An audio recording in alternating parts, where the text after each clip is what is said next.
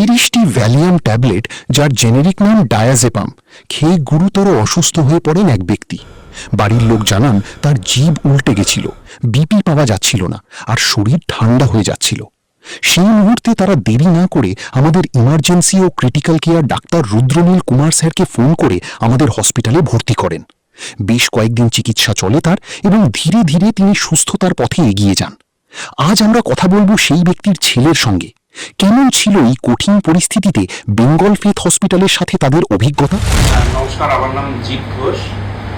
আমার বাবা প্রদীপ ঘোষ ওষুধ ভুল খাওয়ার জন্য, ভুল ডোজের জন্য এই বেঙ্গল ফেথ হসপিটালে ভর্তি হয়েছে।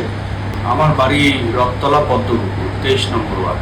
ওনার যেটা সমস্যা হচ্ছিল, গা হাত পা একদম ঠান্ডা হয়ে গেছিল, আর জিভটা উল্টো হয়ে গেছিল, আর শ্বাস নিতে কষ্ট হচ্ছিল, আর বিপি পাওয়া যাচ্ছিল না ওনার।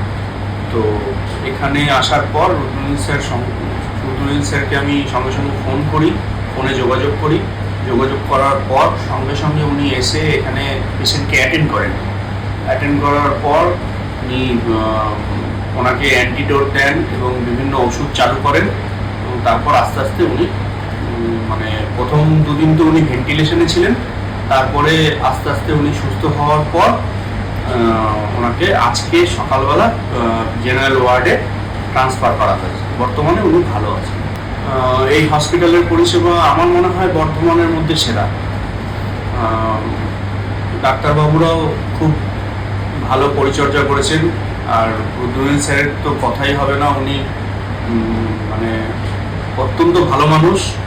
হ্যাঁ, পেশেন্ট না ভেবে উনি নিজের বাড়ির লোক ভেবেই চিকিৎসা করেন। খুবই ভালো। স্টাফরাও খুবই ভালো, এখানকার অ্যাম্বিয়েন্স খুবই ভালো, পরিবেশ খুব সুন্দর। সবাই হাসি ঠাট্টার মাধ্যমে পেশেন্টকে আরও উজ্জীবিত করেন। না, আমার এতটা আইডিয়া ছিল না। দু একবার আমি অন্য পেশেন্টের মারফত এসেছি। আমি বলবো এই হসপিটালকে আপনারা নিঃসন্দেহে একদম চোখ বন্ধ করে বিশ্বাস করতে পারেন। এখানকার পরিষেবা খুবই ভালো। যদি বিপদে পড়েন তো এখানে আসতে পারেন। দেখুন, বিল পকেট থেকে যদি দিতে হয় তখন সবারই গায়ে লাগে। তো বিল খুব যে বেশি হাই তা নয়, তবে ঠিক আছে, মধ্যবিত্তের নাগালের মধ্যে। বেঙ্গল ফেথ হসপিটাল, নামেই আছে বিশ্বাস। আপনার পরিবার থাকুক আপনার থেকে দূরে কিংবা কাছে, 24 ঘন্টা এমার্জেন্সি ও অ্যাম্বুলেন্স সার্ভিস, সবসময় আপনার পাশে।